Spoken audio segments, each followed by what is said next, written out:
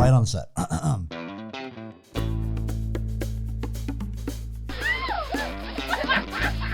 Ladies and gentlemen, welcome to the Let's Poddy podcast with your host, Benji Weatherly.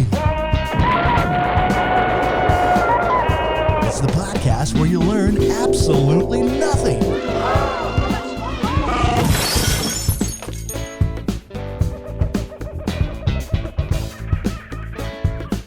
So here we go. I have a really cool, amazing guest that I've, in the last few years, gotten pretty close to, and not in like a sexual way, but in a friendship way. And his name is going to be a good one because he's Italian, just like my producer. And we got Todd DiCiurcio. How do you say it? Oh, you were so close. You were so right close. there. DiCiurcio. DiCiurcio. And he's one of Taylor Steele's best friends and one of the best artists. That's why I'm excited, because me and art are like me and, diet. Don't know anything, but I love it. Art's like one of my favorite things in the world. I like to consider myself an artist, because I surf. Yeah. That's like the best way to approach it, though. It so really fun. is. Like, everyone's like, I'm an artist. I do podcasts. You're like, shut the hell up. But what kind of art is it? That's why I was going to say, like, because there's always, abstract and there's graffiti art and stuff. Yours is kind of in the middle of a bunch of stuff. So what is it? Like, I've heard some descriptions of it over the years. I'm just a mark maker. The way I see it, I'm making marks. It's expressionism. Mark maker? That's kind of a cool way of saying expressionism. Yeah. Right? I mean, I think it's really driven by emotion. Mm-hmm. It has to do with a lot about my past and how I was brought up, and just things that I reflect on in all these moments I've experienced. So, yeah, and it's really the fuel for it all the time. Yeah, it's pretty interesting to think that everything that you put out there is from your peanut in your head. Like it's just this is what I'm doing, and at the end you're like, how did you think of that? That's what blows me away about your art is when I watched you do it in Long Island. I was like, what is he making out of that? And you're like, da, da, da, da, da. And then all of a sudden it became like an alien head, and then it just comes together, and it must be a fun way of doing art because it's not like you're contrived and you have a picture that you're just drawing off of and you're like doing something that someone told you to do. I mean, this is just coming from your soul, just boom onto some canvas. You had such an interesting interpretation. You had a few of them. Yeah. Because it went through incarnations. Like you saw it one way, and then you had some time with it, and then you saw it again, you see something different. Yep. And I get that with collectors or people that have the work and acquired it, and over time they start to see different things, and they start to ask questions. Did you put that in that work? And I said, yes. I think so. What about mushrooms? I don't know. If you take mushrooms and you look at his art, you will come back 700 times with a different thing that you see. It's like clouds, basically. Psychedelics played a big role in my understanding of this perception. And I think that kind of opened a lot of the, physically opened a lot of mucous membranes that I don't think ever closed. And so that stuff's really there. We kind of chatted about it back in New York a little bit. Your mom was an artist? My mom was an artist. She was an artist. And what was Pops? Just was he into art as all, or was just Mama? No, not at all. My dad was an engineer. So when I was young, I would, my mom would just put paper in front of me. But one thing that I really remember the most about drawing, and I think this is what brought me to doing these live performance events and things like that, it just made me comfortable with doing that, was I used to put paper over the television, and I would trace like football games. No way. So I'm tracing the guys like as fast as I can, like running down the field, and I'm doing this, and I'm like, look, I drew a football player, and it's like, you traced that, but I was like, but they were moving. It was just this thing where I would do that. I remember tracing and we didn't have a VCR. So it wasn't like I could put it in there and just stop it, pause it. Who gave you that idea to trace off the TV? You just did it yourself? I just did it. That's cool. Well, you know what? The static off the TV used to stick. The paper would stick there, so I just put a bunch of sheets up and I That's insane. Draw on top of them. What if your mom saw that and she's like, he's going to be a really famous artist one day? I mean, that's the coolest thing about it. Is your mom just so proud that you took on what she was really interested in and doing so well with it? Well, I think she would be, yeah. I lost my mom when I was 14. Oh, she had brain cancer. And my father's passed as well. So, but I felt like that she's been living through you. Oh, absolutely. And that's where this pride comes from, right? And my grandmother, her mother. So it was something that they always enabled for me. She's so looking down, proudest ever. I mean, I can't even imagine how proud she must be, dude. I mean, seriously, your art is in the most amazing places in New York. I mean, he's from. You can tell us your childhood as well after this, but he's definitely an East Coaster, which that's why I get along with him so well. For some reason, my old soul is supposed to be in some Boston like club telling jokes. Like I'm supposed to be over there. I vibe out with East Coast guys. Bench too, but you grew up in Jersey, right? Pennsylvania. Oh, Pennsylvania. So okay. Originally born in PA. And what's that like as a child growing up in Pennsylvania? That was strange. Isn't that an Amish country? Well, I was born in a town called Norristown. Norristown? That's where I was born. Mm-hmm. And actually, Megs and I were born in the same hospital, which is kind of... Megs is the better half of this young man. Yeah.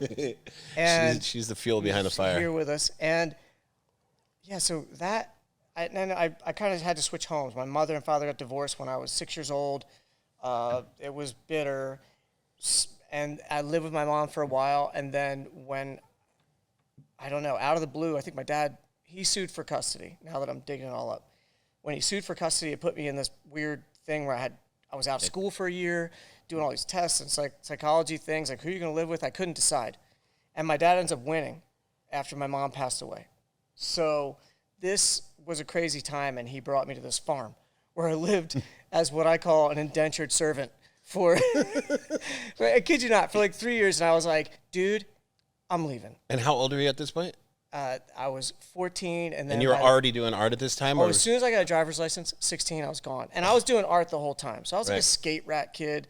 Then I still summered in Ocean City, but my dad took me away from that. And when he said, you're not going to Ocean City anymore, I was like, oh, bro, you cut into my surf time? Oh, no. I was like, nah, this ain't going to work.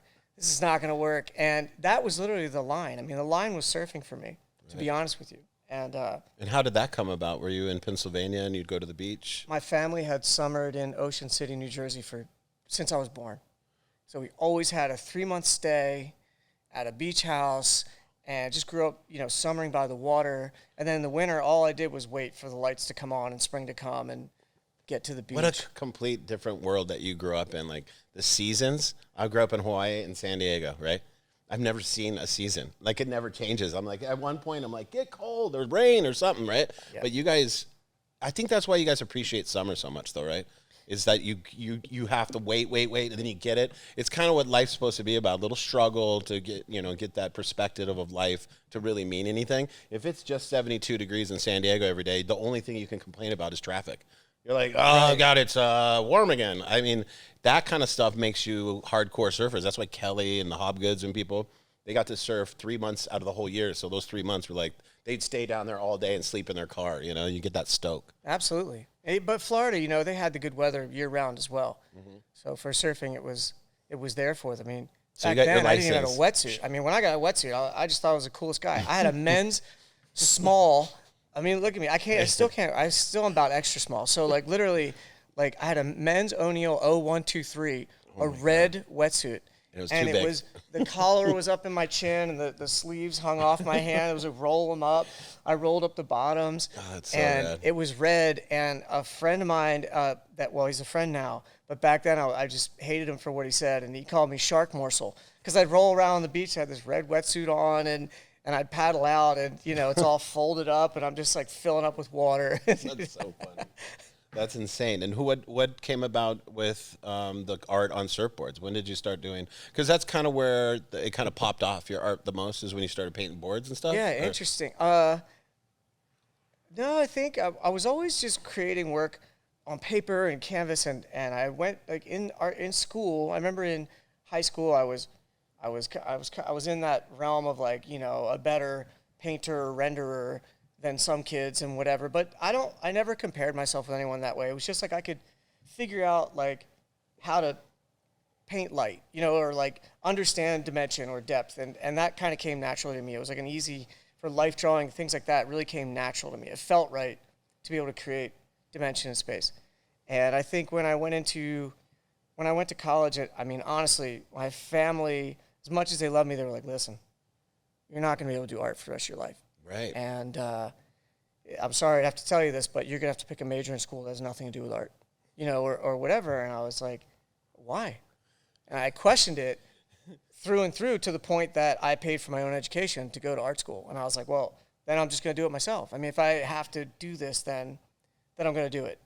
And so that's where it brought me into, I went to Kutztown University for fine art. And I had the support of my mom's family, but I think they were, I'm nervous for you, and you're still doing it. Like, honestly, it's like when people always ask me, "What, you're going to be a pro surfer your whole life?" I'm like, no, but I don't know what else to do. Right. It's what I like. I still feel like a very underground artist, and I'll probably remain that way. And then, that's cool, man. You know, I love that. No, I have so much respect for it because it's not what I went through, but obviously as an artist, it is a scary thing because you're like, I hope someone likes it. Like the whole time you're kind of like thinking, is that good? You know, like for me, if I was an artist, I would always be insecure. I would always be like, if someone's like, hey, that thing's so cool, I'd be like, do you really think that? Or, you know, like it's just kind of similar to my surfing where I would put something out there and be like, they probably hate it. They're talking shit. Like, they don't care. No sponsor's not going to sponsor me next year. I'm not good enough, this and that. All of that self-doubt with art, it's such a judgment thing for all these people, but it's undeniable when you get to a level like you where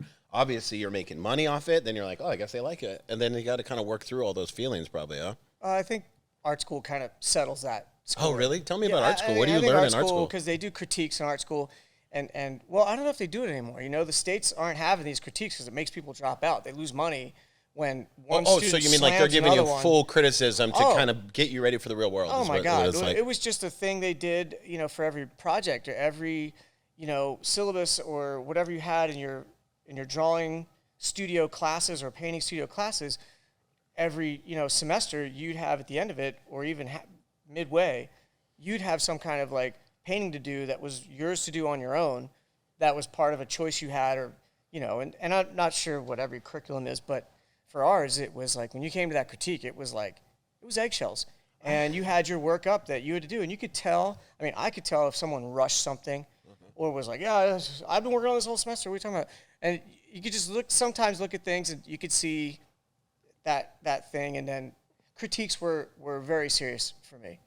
And I went head to head with a lot of Was it hard to hear in the teachers. beginning? Like someone criticizing? That's got to be horrific, right? Yeah, it's... Because they don't see what you see. You're like, no, this is what it is. And they're like, well... And you can try to smother it with words. Right. But you can try to make a word salad out of your painting. But, you know, drawing and painting, really drawing, is the truth. Mm-hmm. And to get to the bottom of it, you need to be able to say the most with the least. Right, with your art. Right? I think that goes for almost anything you do in life. You know, you want to get down to that. You want to be able to refine your work to that. So art school was, you know, finding the line between, you know, drawing a model and then embellishing the model. You know, or like where is that? What have I talked about ever that like I'm talking to his wife? That's basically the most important person in his. I mean, in the world. She is. She is. You don't Truly. See. They've known each other since 6. She knows everything about me, so it's like. Oh since my God! I was Shark Morsel. No, but you guys are the cutest couple on the planet, and you never see photos with just one of them. That's what I have always loved about you guys. You guys, because they dress to the nines, and every photo of like an art gallery shoot or this that you just see them together. We're just having fun, man. They're the sweetest couple. We just want to have fun. Let's ask Meg. What piece resonates that you guys know I can get a photo of, and I can throw it up on the screen? I mean, I don't know if there's any one piece. I honestly, Benji, the way I feel about my work, and this is, are you a hater on your own stuff? I'm telling you, I'm telling you the absolute truth here, and I believe that the single worst thing I've ever created is the very last thing I created. Yeah, okay, that makes sense. So man. if you can understand that type of criticism or where that puts you, you have as every a person, right to do this every day to like just hate on your own, not hate on your own work, but really constructively criticize what you do so that it can grow. Because if it can't grow, hey Todd, I got off stage the other night from the stand-up. I was so upset and disgusted and wanted nothing to know. I didn't want to hear how it was. Everyone's like, it was so good. And I'm like, I hated it. And then someone showed me a little bit of it, and I heard my voice. I'm like, I hate it. I hate it so much. I hear all the flaws. I know this, and hearing my voice in this interview like later, it's I'm going to drive me crazy, right? But I think that's a good lesson to everyone out there is all my friends that are successful at what they do, and is always not be proud of what you're doing, and it's kind of hard to tell someone that I'm miserable with everything I've ever. All my surf parts I hate. I watch them and I'm like, ugh. And if you start loving yourself so much, you'll never get better at anything. I hate myself. And if you love yourself too much, you'll be at the plastic surgeon for the rest of your life. Exactly. You just got to be happy in your own skin and not be comfortable ever. Ever. Yeah. With art's the same thing, and so give me a piece that I'm putting on screen, because it'd be dope if everyone's listening to this interview and they're like, I want to see what Todd's art looks like something that kind of represents your art. Like all of those pieces that I've seen on your websites and all that stuff are amazing. So you could just tell me one. The collaboration with Rob was a pivot, and he was touching on that and about the boards and like when did that start. And honestly, when I was in art school and that was like just so serious to me. I was like, oh, you don't paint on surfboards? It's ridiculous with fucking wall hangers. Like, I'm not doing that. I'll never do that. Yeah, I'm riding that board. I literally, I'm like, I surf. Like, I surf on those boards. Yeah. They break, that's it. Potato chips out the door. Like, so when it started to happen, I'm painting boards. I'm like, what do you mean? I never said that. Like, I paint boards now. I got some boards to paint, and they're worth a lot of money. Exactly. So, and you'll never get one. But when it came to Rob and doing this, that was, encouraged by Taylor. Taylor introduced Rob and I in 2011 when did you meet Taylor? Because you've known him for a bit. I think I met Taylor in 2010.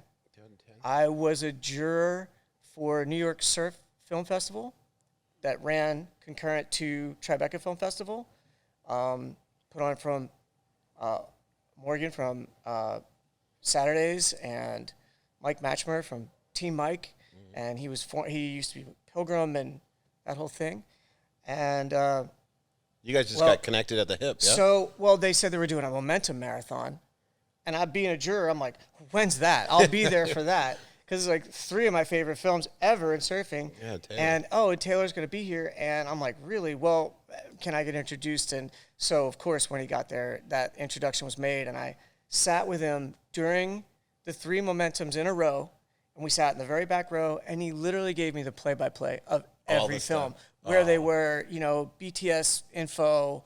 I mean, it's just the coolest insight ever. Just nuggets, and it was the best experience. And I think after that, I was like, man, you want to go out? And I think Megs and I took him to an SNL after party. No way, really? And he was just like, it was game over. He was like, he became inspired by New York, and I think that's kind of when he moved there, right? Yeah. Oh, and then drinking tequila was the other thing that you've made him an alcoholic, and you moved him out of California. He was a way worse alcoholic than now. No, you know what I just thought of is your art that I want to hit on, and we can even show that, is what he would be a summons or whatever, a consignment asked of bands, and you did Jane's Addiction, and I want him to explain it, but I got to see those pieces, and I don't know if they're on a picture or you showed me the actual ones, but he did Jack Johnson, and I'll let you explain it, but you give it up. During the live event, this guy is doing on the spot, right? Tell a little bit of that. So the live painting started in about 2000. The first show I ever did was with Guided by Voices. It was in Orlando at Sapphire Supper Club, if you remember that place. No, I haven't been there. Have you never been there? No. So this is like the first venue that the Pixies ever played in Florida.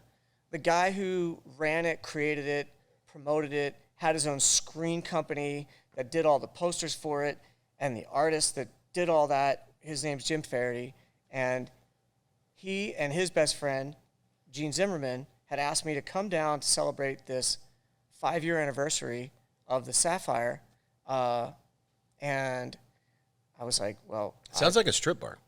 Oh, man. The Sapphire. This was... Is it like a big club? Venue. Yeah, it was the music venue of... I mean, everybody played there. And this is in Orlando? Everybody played there. Pumpkins, all that. Yeah, This is in the 90s. And this guy, at the time... I mean, in the 80s, in the early 80s, he helped book and manage Sonic Youth. He's tight with all those guys. I was just saying to Justine, do you remember Jim Faraday? She's like, of course I do. And I just told her that he has a museum show in Orlando right now about him. Wow. And this whole thing. And he and Gene had asked me to come down and draw GBV. And I was like, well, I've never done a live drawing. What are you talking about? And they were like, well, you are now. Oh, so this wasn't your idea. This is them asking you to do something out of your comfort zone. Out of my comfort zone. Wow. They knew that in my studio, in my working studio, I would have, because I made music too at the time. I'm a drummer. I work with singers and songwriters. And so we'd make this off-the-cuff music. And sometimes I would do a portrait of someone. If they're there and they were in my studio and it just was a good light, whatever. And this is all, sorry to interrupt, pencil? Are we doing so like charcoal. Sketching? Charcoal, that's charcoal, what it is. And then it turned to ink and paint. And did you learn that method in, that seems like something you learn in art school, right? The shading and sketching. So it's kind of like, revealing to you the trick is blind contour drawing. Now, you learn this in art school. It's a basic drawing exercise, but most people absolutely hate it because it's letting your eyes see what's going on, but not looking at the paper. Okay, yeah. I always see that in movies. The guy's like, yes. Right? You're like, you don't know what you're doing. That's blind contour drawing. And I just fell in love with it because I loved looking down at the paper and I'd see something completely different than what I was trying to draw. And I'm like, wow, is this the difference between reality and unconscious? And what's happening? Yeah. And you should do it just blindfolded. Dove into that. That would be dope. Do blindfolded drawings, just all your thoughts Everything's on paper. blindfold. And now you could pull I put on the blindfold. You're like, and it's like Burt Reynolds. You're like by a fireplace. Upside down. How did you do that? And you flip it up. It's Burt Reynolds. No, but so I don't mean to sidetrack you, but so you're at that one concert. You're actually doing the look at them, not looking down thing during a live event. It started with Guided by Voices, and they knew I did blind contour drawings, and we had used them for different things. Coming out of art school, I had a show of works on paper that were just these very gestural drawings of charcoal and graphite, and really fine, minimalist work, but very figurative, and a lot of movement. And I think they just kind of connected the dot there, and they'd be like, you already do some portraits of your friends in the studio, and come down, do this. And obviously, GBV, well, you wouldn't know this, but GBV was my favorite band. I've got to listen to them. I don't know those guys. Time. Really? So, absolutely. Unreal. So, this is how I meet them. I had their albums and I had the CDs in art school, and that's all we listened to. And no shit story right here from that show. For the first show at the Sapphire, first I did a painting. Okay, so this one wasn't a charcoal. Charcoals came after. This I did a full color painting, just a bit smaller than this canvas. That big? From a crow's nest, way up high, over the stage, done strictly during the performance. I started when they started, I stopped when they stopped, and that was it. At the end of it, there's a bidding war for this thing. And then people were like, no way. So you don't have that one anymore? I don't have it, but it's in that museum show that's up right now in Orlando. So they got it from the collector and have it up. That's awesome. So, because it was just a moment for Sapphire, and Sapphire didn't last too much longer after that. And they went on to other bars and projects. But that night, I met Bob and Doug and Nate and the boys in the band at that time. And I don't think Tobin Sprout was at that show. I'm not sure. No, he wasn't. They had different guitars. So I talked to Doug Gillard, who's the guitarist, and I know he wrote these other projects like Bob Pollard, Doug Gillard are these other separate albums, and they have all these weird names. And I said to Doug, so, boy, it must be crazy, when you guys record, with, all you guys do it at once, and there's probably, a microphone in the room, and he just, looks at me who the fuck are you, and what are you talking about? And he's like, that's not how it happens. I'm like, really?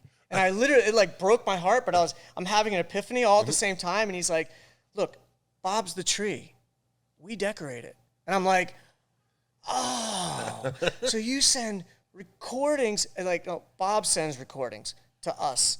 We then add parts, and it goes back, and then decide to cut, edit, whatever. I'm like, oh, these things were because here I am in my studio as a drummer and an artist, and I'm working, and I'm like, because this is how Guided by Voices.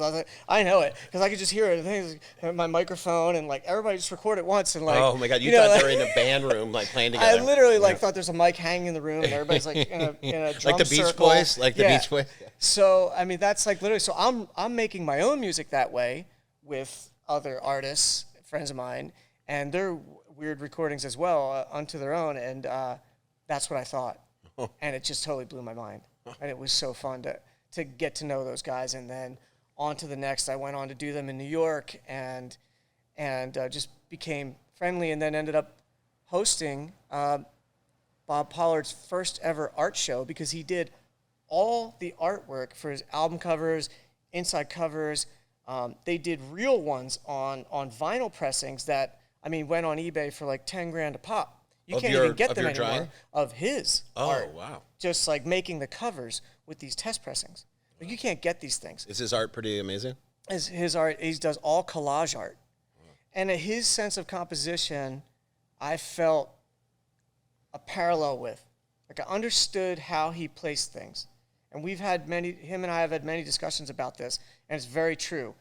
He's mentioned the same about seeing in my work, but it's interesting because I paint. Mm-hmm. But the way the shapes incorporate is the same, and I think in painting and creating art, composition is probably your single most important thing. Explain composition again. So composition would be, the shape of the actual work. Like if you is it like when Da Vinci does like a hallway and he starts with the hallway and brings it all out, and it's like it has an actual mathematical. That's depth of field, and that's kind of what they called the golden mean back then, was being able to show that great vast distance. Whereas composition would be, this palette's over here with all these boxes, and then umbrella's standing up. Wow, what a beautiful composition that is. Okay. Like, that just looks so interesting. It's like a set. Yeah, but it's like that interesting, and it's all from life. Mm-hmm. But he's cutting out of these very specific magazines that his mother collected, and he's had for eons. And so they're very unique cutouts, and you're like, what are all these from? They're from a very specific, like, home magazine that his parents had gotten for years and years, and he had the collection. And, I just was always blown away by it. And we did this show, and Michael Imperioli and I actually co-hosted it at Michael's then Playhouse Studio Dante in New York City. You're going to laugh because I just realized that I might be related to Bob. I for my whole childhood, I would give people birthday cards, and I'd get any magazines. Usually it was those like gossip magazines, and I'd cut heads off faces and then different bodies, and I'd make birthday cards out of different pieces of magazines. And they came out so funny, and I'd get the actual letters from every, it looked like a ransom letter. It'd say, happy birthday, you jerk, or whatever. And it was just these totally mind-bending, like, weird things. And I had so much fun doing them. How super cool. It was so much fun, and I haven't done it in a long time. And I'm telling you, it was so random. Because I couldn't get birthday cards when I traveled, so I'd be like, screw it, I'll make today, one. like, we've gotten so far away from doing any of that for anybody. Yeah, like arts and crafts. Like an original, that's not a thing anymore. You know how much more it means to give someone a card that you just wrote on? If you drew a stupid little picture, you think what they look like. Like Taylor Steele's. Tell me Taylor Steele's little...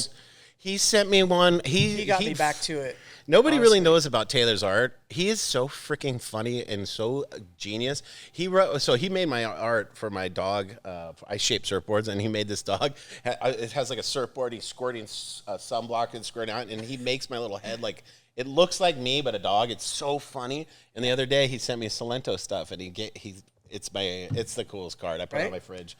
So good. I have a collection. We have a collection of Taylor stuff that's it's so amazing. Funny, huh? Yeah. Have you guys ever seen Factory Seconds, the Surfly Factory Seconds? Yeah. The cover is all of me, Taylor Knox, Kelly, everyone as a cartoon. It is, I'm in roller skates, like going like this. It is so fun. If you guys have the time, just Google Factory Seconds cover. It's Taylor's art. It's his art. Oh, it is the funniest cover of a Momentum series of all time. It's so great. But his art is incredible. I always wanted him to do a cartoon, like a kid's book. It would be so cute. But anyway, let's go back to your... He would kill it for that. Yeah, so I mean, we can talk a little bit about your other ventures. I mean, you have a lot going on, but is it art ever get exhausting? Like, do you ever go like, you know what, I might want to try something different, like commercial art to make money, anything like that? No, you're just the all money, creative. I never... You don't do it for money. I'm so anti-establishment as a person, and then I feel like economy of art is like doing it for someone's actual benefit, like that they want, and I just won't do it.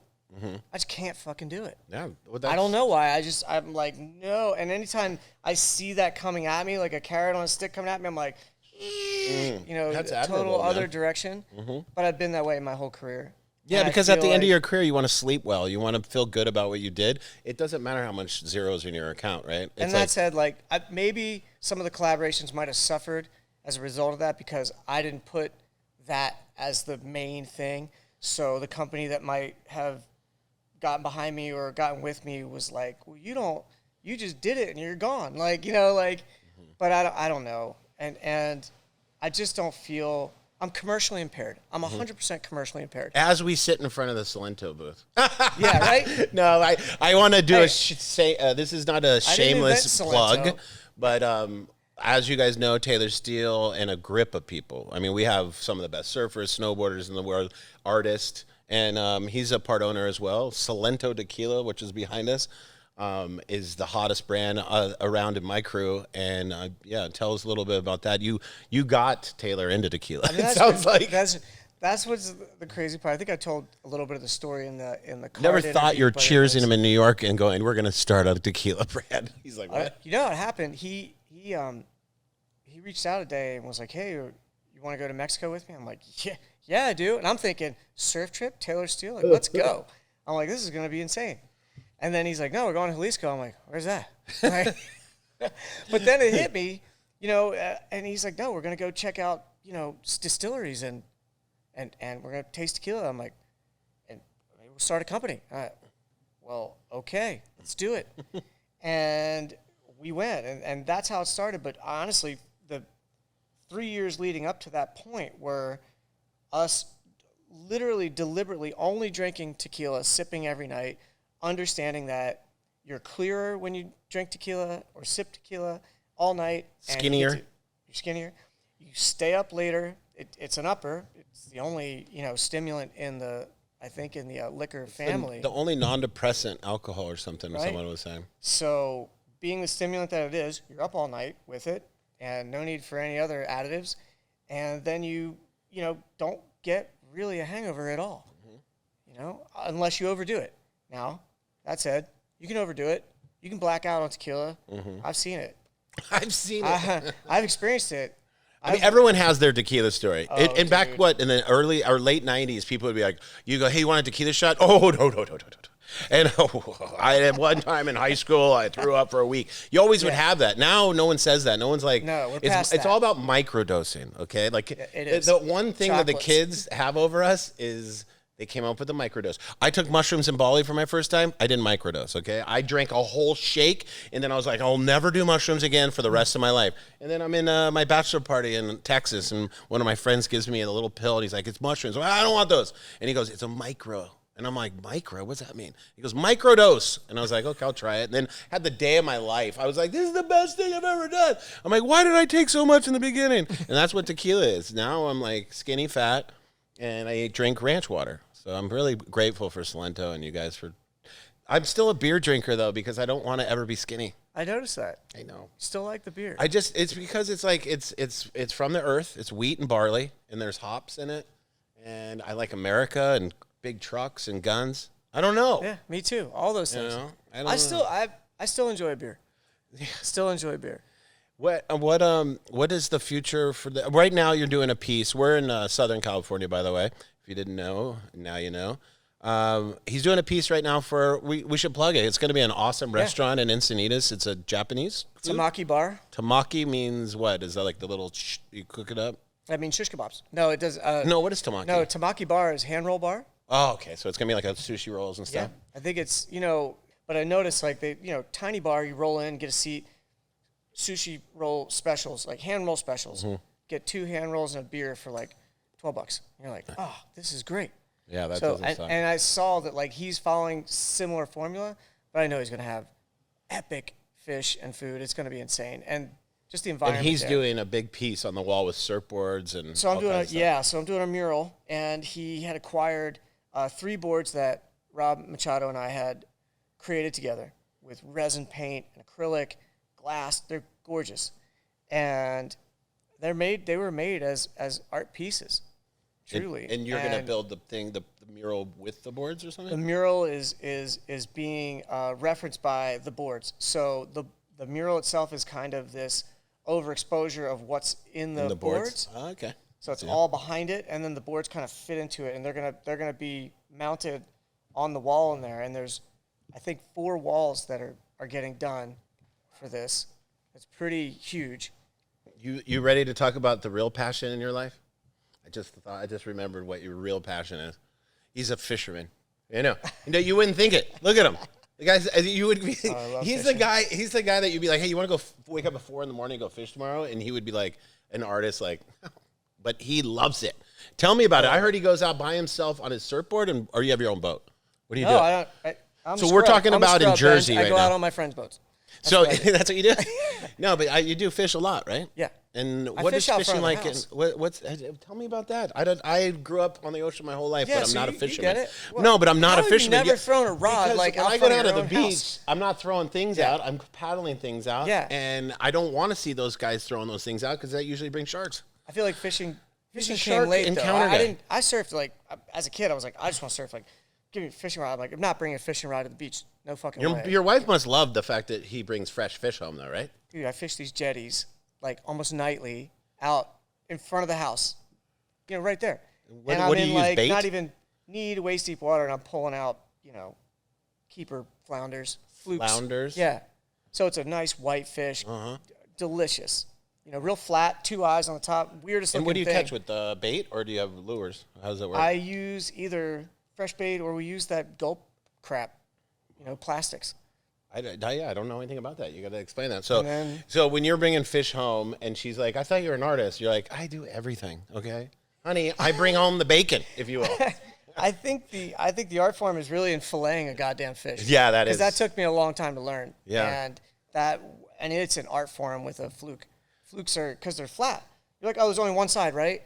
And you think, like, just looking at the top, because it's, like, kind of raised, but the whole thing's flat, that's just the one fillet, and it's done. No, there's another fillet on the bottom. Yeah. You can't even believe it's there. I mean, it's like a magic trick when you pull it out. You're like, how does that even happen? My girlfriend will tell you that I watch Japanese men fillet ahi all day long. I'll be sitting there for hours watching these guys fillet a giant bluefin tuna, and the way they do it is it's an art form. It's incredible. I've just started to learn about, filleting tuna because we've been catching a bunch out on my buddy's boat, and we go, 100, 200, 300 miles to catch these things. And 300 miles on the boat. That's so ridiculous. So we caught a 10-foot sword on that boat. I mean, swordfish, the craziest thing. Actually, on their small boat, they have a big boat that you can't go. I mean, on the little boats, you could probably go 100 miles and back. But on their big boat, it's like a, Hatteras, giant sport fisherman. How long do you go out for 300 miles? That's like a 3-day trip? How long is that? Yeah, we go for 3-4 days. And we stay on the boat. Wow. You don't seem like a fisherman. That's what's pissing me off. Well, here's a funny story. You have to look like a fisherman to be a fisherman. That's kind of cool that you're a fisherman. I'm not getting you the video. You wear different clothes. You take off all your I look hipster like an stuff idiot. and then do it. I look like an idiot. I wear literally like the hood. Yeah, like the Alaskan king crab guys. But I have Florence Marine. Did you get a John John thing? I got some John John stuff. See, someone bought some of that stuff. So yeah, it's good for fishing. Actually. I bet. I know. There's nothing makes me happier than to see John John's approach to the world. I love it. The best surfer in the world. He's like, I'm gonna go sailing. You guys hold my beer. I'll be back in 2 months. I think it's a smart move cool. to get that audience because guess what? Those guys that are out on these boats all day and doing this, that's the FU money crowd. Well, not only that, but I don't think buy that stuff. I don't think he's trying to impress anybody. I think he literally does everything because he wants to do it. That's why he's so incredible.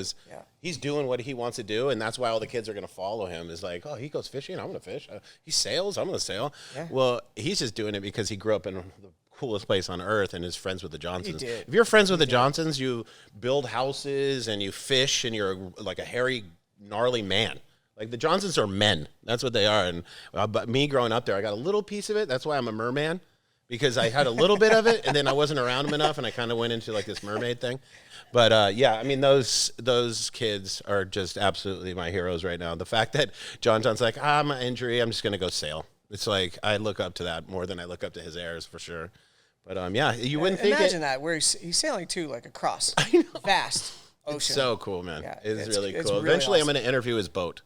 Yeah, just get that big Hobie cat in here and be like, hey, so what was it like being with John John for 2 months? Does he have a sailboat too? He's got a huge catamaran. It's like right? Okay. Isn't that the one they always have on this thing? I heard it's incredible. And yeah, those are so fun to sail on too, because I'm I've been on the ocean on so many boats, and the ones that go like this. The reason I'm saying that is because like a ocean going one has a big hole, but when you stop them and you park them, they go and you'll get sick as fuck. But the catamaran, when you park them, you're just like, I know, it's like being in a hotel. Dude, well now these things, like these new power boats that they build out of like Wanchese in North Carolina, where they, these families that built these down east boats, they were little fishing boats that were like gruff motherfuckers that built these boats. These families now are building the giant yachts. They're building the big power boats. There's like 2 to 5 year waits for these boats, and they design them with these gimbals in them.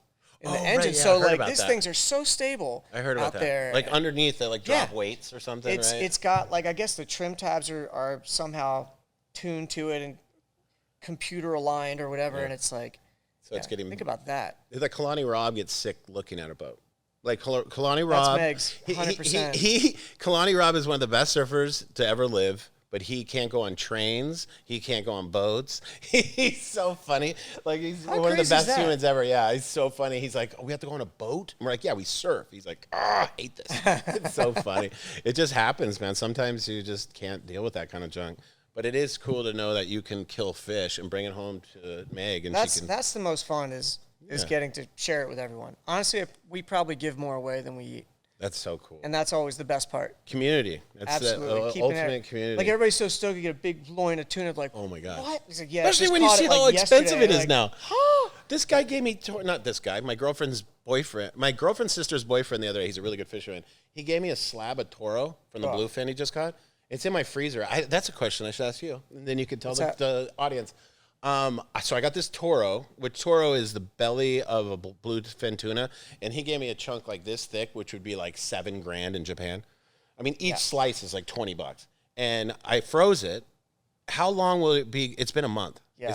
Is it already gone, or if I thaw it out and slice it tonight? It's been a month. Oh, he sealed it. Is it vacuum sealed? It's vacuum sealed. Should be good, right? Yeah. It'll still taste just like it should. That's what I was wondering, because I was even thinking tonight. Like in your fridge. Okay, so take it out, put it in the fridge, let it thaw, and then cut it, and it should good to go, right? Should be good to go. I'm so excited about it. I kind of blew it because I was so excited that I didn't want to eat it then, so I put it in the freezer, and then I'm like, did I just blow it? That's the one thing I don't know about fish is how long could it last frozen if it's sealed? Probably a couple months, right?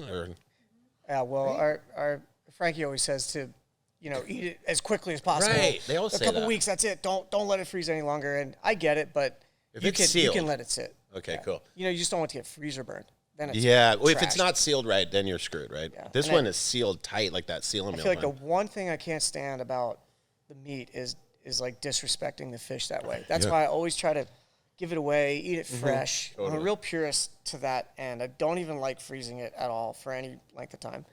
I'm like, this needs to be eaten now. This is fresh. You're disrespecting this fish. So it's just cool to learn about how to be a sustainable human being. Like that nowadays. To know how to treat fish or butcher stuff and grow your own herbs, just the littlest things that we should know how to do. Oh, my friend Larry taught me how to surf. He owns 7th Street Surf Shop in Ocean City, or taught me how to fish. Sorry, surfing. I don't even know how that came. I was just watching guys and getting beat up at 7th Street and paying my dues. But he taught me how to fish, and as soon as I learned that trick of like how that rig works, that just like brought on how to catch all these other fish. Right. In that world, and that's so cool. But it's fun. So, Megs, you don't like to actually do the fishing? No. Oh no! She hates boats. Honestly, by the way, she's shaking as her soon head. as something would jump on the hook, she's like, no. You gotta be. We're humane. Oh, dude, of course. It's not an inhumane activity. I like the bang stick. I'll be completely honest. The bang stick's pretty lit because that fish doesn't suffer at all. He just comes to the boat, bing, he's done. Yeah. They have these big long sticks. It's like a shotgun in it or something, and it has it shoots him in the head and kills him instantly. Am I right? Am I saying it wrong?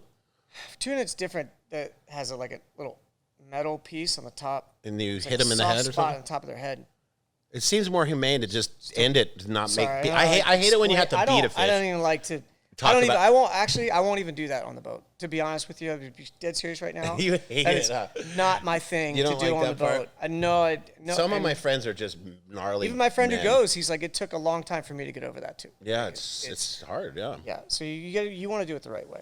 On my 30th birthday, we were in the Mentawise, and they thought it would be cool to bring all these village people down and slaughter 2 pigs for my birthday. They made me slaughter them. okay? And I grew up in Hawaii, right?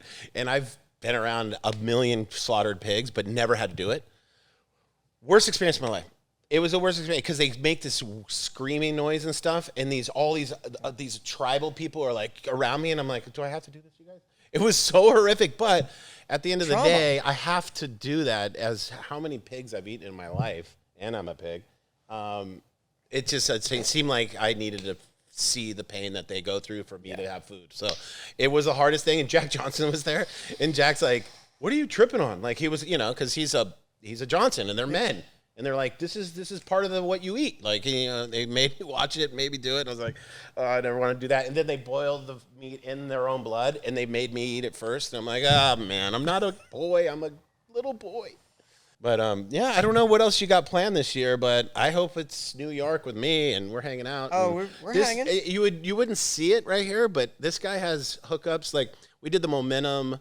the movie, The Momentum Generation, came out at the Tribeca Film Festival, and all the goat flew in, the sheeps flew in. There was all kinds of everywhere, and I got to admit, I was with the Burton people. So after the premiere, everyone was just so excited. And it was such a good time too. And I had Jake Burton and his family, and he's like, "Hey, let's go watch the Celtics game and hang in my house." So I did that, but what I missed is still one of the most legendary Momentum nights. And when I say Momentum nights, meaning the crew, it was Taylor Knox, Rob Machado, Dorian, Kelly.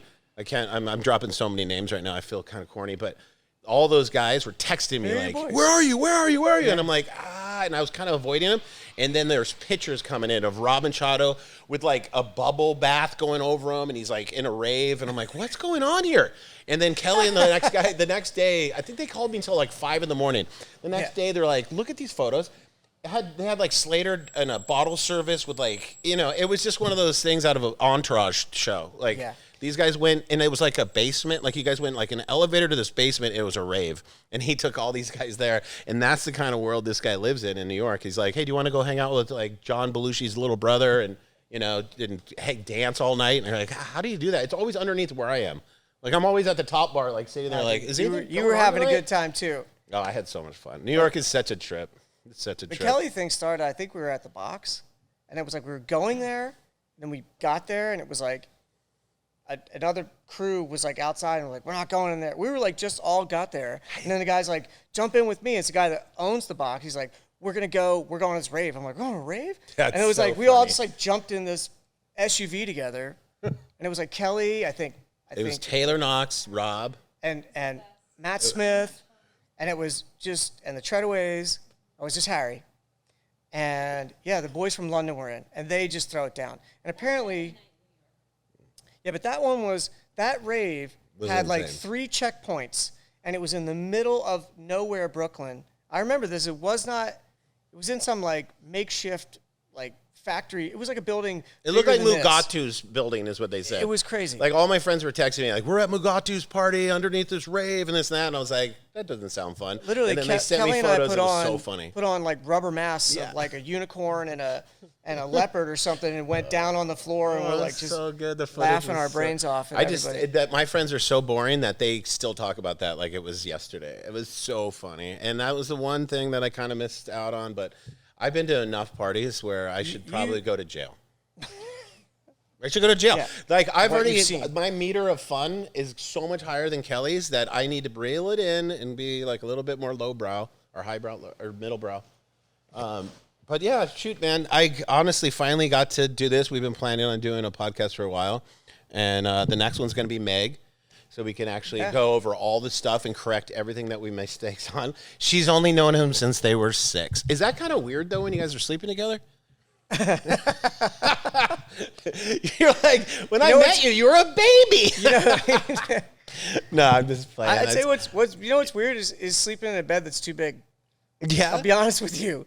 Like, it's like, I think I've never had that problem. I'll be completely honest. Beds kill marriages. No. You guys, I'm 6'2", and I'm not going to say my weight, but I'm big and no bed. My feet hang off all of them. It drives me crazy. So you guys don't have to worry about that nightmare. But you guys like smaller beds, so you're close. That's so cool. No, but it's so neat to have. I've never seen soulmates like this. Like you guys are. It's not even a thing. It's just like you guys are both saying the same things together. You guys look at each other. You know what you're thinking. It's kind of a trip. What's crazy is in the beginning, Benji, we couldn't, like, we did this, we kind of dreamed this all up, right? Mm-hmm. It's true. We dreamed it up. Like, how to do this, and like, oh, I'm going to go paint bands. Everyone's like, he's fucking crazy. Like, no, I'm going to paint bands. Okay. Yeah, you're going to be an artist. Yeah, you're going to be an artist. So, and honest to God, like, she supported that wholeheartedly. Like, every fiber of her body and being was about that and making that happen with me, for us.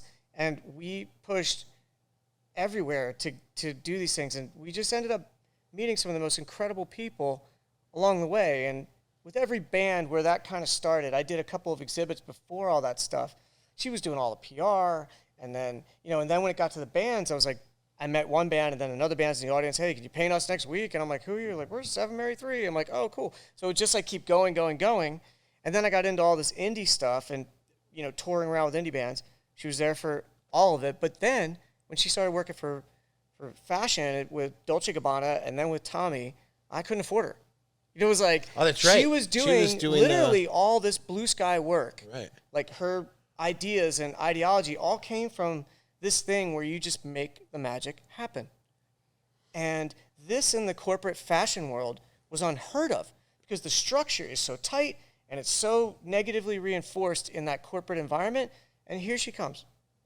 Ray of sunshine, great ideas, like, we should do this at the event, do this at the event. And all of a sudden, these companies are listening and doing it, and they're having home run events out of the park. She never had a non-home run event with anybody, or dress fitting, or front row, or anything. Everything worked out perfectly, which is why she's where she is. But to be honest with you, I can't afford her anymore. I cannot. Like, that world, I can't have, like, supporting me. So I'm on my own. I'm a painter. I'm going to toot her horn, too.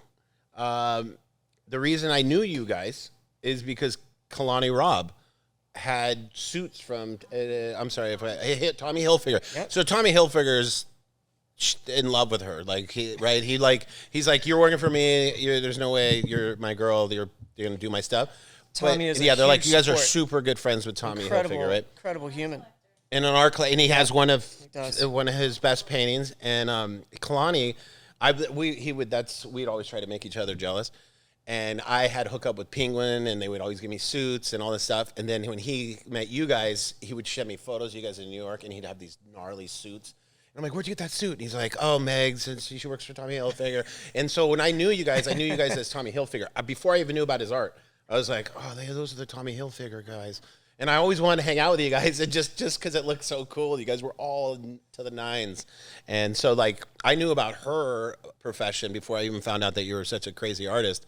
And so it's pretty neat to have your equals, and your guys' life seems awesome. She'd bring those people to me. Like, it's crazy. She's doing a fitting with someone, and it's funny. When we first started coming out west, we were staying in LA at Sunset Marquis, and which became our home away from home. Because a lot of the musicians that I paint live with, I'm like, hey, what's up? It's the guys from Kings of Leon. And I'm like, yeah, what's going on? We're high-fiving. Let's go get a drink. And like, so I'm doing this day run thing with all the boys and dropping in on studios and surfing and just going places. But she's doing fittings with people, and I'd like walk in the room, and it's like how I met Brian Garrity. You were like fitting him, and I'm like getting ready to go surf. He's like, you surf? Like, I'm from Jersey. And I'm like, cool, that's great. I'm going now. He's like, where are you going? I was like, I guess Malibu is the closest place to go, right? And so he's like, I'll drive. No, like literally, like went with Brian. We became great friends, and we surfed together. And he's got a little place in Paradise Cove. Epic. So it's, oh my God. I love that area. You want to talk about like how to have your own spot. Yeah. And then it's like so Ketis cool. And everybody out. And it's like that joke about the Sprinter van. It's like, you're so rich, you live in a trailer down by the river. That Paradise Cove is like that. You're like, is that Pam Anderson in a trailer? And you're like, and she's like, this is the best place I could live. You're like, really? But then you're down there and you're like, yeah, it is. I just need a trailer and live here. And they don't let anybody in, dude. You're not fucking allowed in there. Yeah, you're not allowed in Even if you're in like the passenger seat of the car, they're like frowning at you when you're coming in. It's like trying to go to the Playboy Mansion. Jesus. Yeah, it's a tough gig. Kind of nuts. That's been cool because she introduced me to all these incredible people who also then, they tip off on the art, and then they're like, oh, and I'm just, I'm like, I'm not trying to sell you anything. If you want to see something, see it. And they're like, I want this for my home. Mm-hmm. So things like that, and it's just been, you can't. Seriously made your own path in life, and everyone told you, just like they told me, you're not going to be able to do it to start. Like, I mean, are you kidding? And you're like, well, it's not about doing something for money. I'm doing it because this is what I want to do. And it worked out. And even if you weren't making money and she's working at a restaurant to pay the bills and you're still doing your art, that's still a better life than going to make money at somewhere you don't want to be. Well, it was like, why not? When we did that, though. We moved to Florida for like this eternal summer thing. Because all of a sudden, it was like what you said in the beginning, like California, the lights are on here. It's like always, it's surf culture 24/7, 365. So we wanted that. So we thought closest thing, that's Florida. Kelly's from there. You know, like this is where it's at. He's from there. He don't live there. We go to Sebastian Inlet. So we literally moved to like Satellite Beach to surf Sebastian Inlet like every day. And the first person I was introduced to down there was none other than Matt Keckley. Oh, nice. So I end up like, he's like, you know how to use an airbrush? I'm like, nah. I was like, I draw with my hand. I was like, I'll do whatever you want. He's like, no, I'll show you how to airbrush. So literally, like, I did these pin lines for him for, I don't know, a few months or whatever. And I was like, Matt, you got to let me go off on a bridge. No, you're going to ruin my blanks. You know, like, you'll fuck up my blanks, and then I can't sell it. I'm like, oh, God. So one day he asked me, he's like, can you do a Hendrix board? And I was like, I can. And so that ended up in, like, this surfer annual of, like, you do his boards head? they pick. It was like more like a, you know. Full body guitar. It was the one with the guitar. It was like him with the guitar, but it was just, I did a blind contour of a picture. That's all I did. A blind contour of a picture. On the foam? On the foam. Rad. I just let it rip. And that ended up being a surfer annual. What happened when he walked in the room and he finished and he's like, why weren't you doing this the whole time? Yeah, like literally. Seriously, I wish I could see Keckley's face. No, when he was like this. He was what? like, so I got about 6 other blanks right over here. Like to, is anything you so want to do cool. over here? These are great. These That are must these you can feel do them on. so good. That must feel good, man. Is it when you get to show those, someone like, that? those were like these pivots, these transitions that, you know, you can do all this stuff. And I didn't think I would ever do that. That's so And cool. that was pre-band. That was pre-doing, you know, the live shows. And then the live shows happened, and that just, you know, one to the next and up to the Rolling Stones. And it's like, how do you top that? I don't know. Pick your favorite band in the whole world. Oh, I did them first. Okay, so what's the in-between? And will I ever do it again? And I've been asked that a bunch because I haven't done shows lately. And the answer is yes. I'd love to do it. And in fact, we're talking right now with the Alila, with Bob and Rob, and an idea that, like, maybe I come here and to contribute to Rob's foundation, do the live drawing of whoever's there, and we auction it. That'd be unreal. You know, and I just do it for that. That's it. So and it's cool. exclusive, and that would, for me, that's everything. That's like, okay, here's the best way to give it all. Yeah, it'd be awesome. Yeah, I mean, the most successful friend I ever had, won't say his name, but I said, you know, what exactly do I need to be successful? I was asking some really deep questions. He said, all you got to do is not stop. He's like, just don't stop. Stop moving, stop thinking, keep going. Just don't stop. Don't have pity. Don't feel bad. Don't stop and sit there and try to think about stuff. Just keep going, keep going, keep going. And that's what worked for me. And everything I've done is just don't stop, don't stop. And Eddie from Wellbone is really good at that. Just go, go, go. Because there's nothing that can go wrong if you keep going, because you're always going to have to start over. You're always going to pick yourself up. Every day is a different day. But you just can't stop. And I think all my successful friends go, go, go, go, go. And obviously you guys are the same way. You've been waitressing this, you fish now, you can't stop. You just got to keep going. Retirement isn't a real thing. That's not a thing. You're supposed to live until you're dead. And that's it. Yeah. Like, no, working's not an actual I was just thing. saying that, like, well, what's retirement? I hate people that talk about retirement. It's so corny. Like Jake Burton would always tell me, what's retirement again? He's like, what does that mean? You mean die? Yeah. He's like, what do you mean? He's like, I don't work for money. I work because I want to. He's like, I wake up every day to live. I don't retire when you what? Go down to Florida? Yeah. You go down to Florida? That just means you're going to find a place to die. Like, that doesn't make any sense. So I don't know, dude. It's been an honor to watch your progression and your beautiful wife, and you guys are just always the best energy every time I see you, and I'm grateful to have you in my life, and I'm just hope the best for both you guys. My pleasure. I feel right back at you. I hope you guys out there realize that if you go Google his name, you'll see some of the coolest art you've ever seen. If you can spell it. If you can spell it. You know, it's funny, my producer's name is Graziano, and my good friend over here is, let me do it. Say it exactly the way your mom would say it in Italian. Was she Italian or Papa was Italian? Papa? Nana and Papa were the Italians. And they wouldn't speak Italian in the room. They would or would? Would not. because we're respecting America. Wow. We want the kids to learn English. We don't want them speaking the old. How did your dad say your name? And my dad didn't speak Italian. Well, actually, he probably did, but he never really spoke it. But I mean, it would be in Italian. I guess it's DiCiurcio because they don't say D. There you go. If you say DiCiurcio to an Italian, they look at you like, they give you this look like, what's the D? And I was like, we know where you're from. You don't have to say of. I'm like, D is of? D is of. Oh. So that's like a. So you're Todd of Circio.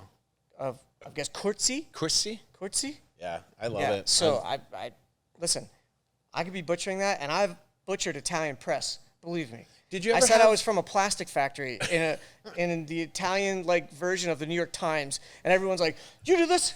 Oh, no. I was like, "Oh no!" No, I was like, "No." My aunt told me we were from the mountains, and I thought that was a name. It was a Tirano Nuovo. They're like, "No, it's not Tornanova. It's Tirano Nuovo." And I'm like, "They're like Tornanova is a plastic factory in central Italy," and now it says it at the top. I'm like, "Oh no!" Like you've completely butchered the family name. Did you ever have a tag? Like, you know how like artists usually have like a tag name or anything? It's always just been your surname, right?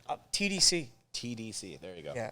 Yeah, just like your tag. It's the ODDCC. Odyssey. Odyssey. Yeah, so ODDC. Well, it's been a pleasure to have Odyssey here today, also known as TDC. Yeah, Todd of Italy. Okay. Todd of Italy. Pleasure, buddy. That was so much fun. Love you.